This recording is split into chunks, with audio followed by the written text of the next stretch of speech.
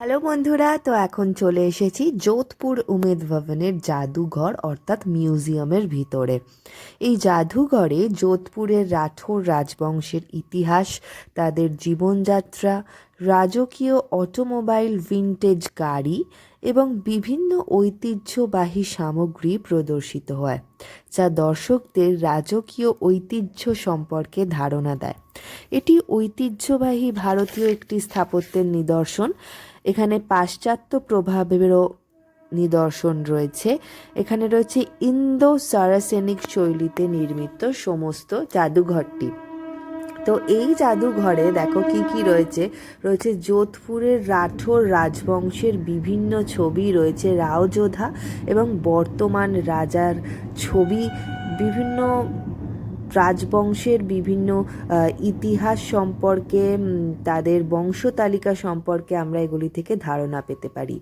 আর এছাড়াও রয়েছে বিভিন্ন অত্যাধুনিক সামগ্রী এবং অতি সূক্ষ্ম। এইগুলো দেখো, এগুলো হচ্ছে কাঁচের তৈরি সুন্দর কিছু জিনিস। এগুলো হচ্ছে ল্যাম্পের ভেতর বাতি জ্বলে সেগুলো। এগুলো হচ্ছে কিছু স্ট্রাকচার যেগুলো আঁকা রয়েছে। আর একদম প্রথমে ছিল যোধপুরের রাঠোর রাজবংশের লোগো। আর এই যে এগুলো প্লেটস, এই যে কাপ, এগুলো কিন্তু রাজপরিবারের ব্যবহৃত সুন্দর সুন্দর জিনিসপত্র।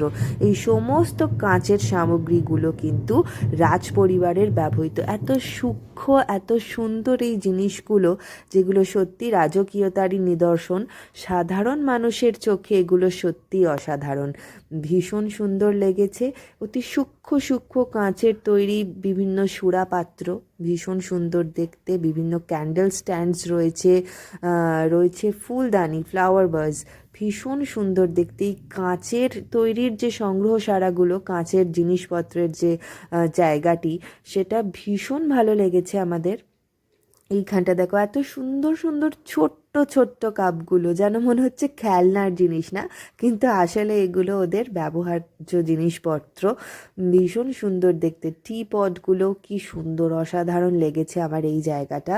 রং বেরঙের বিভিন্ন কাচের সুন্দর সুন্দর জিনিসপত্র রয়েছে, তাদের ব্যবহৃত পেন রয়েছে, এই সুন্দর কাঠের বাক্সগুলো, সুন্দর রূপোর তৈরি বক্সগুলো রয়েছে।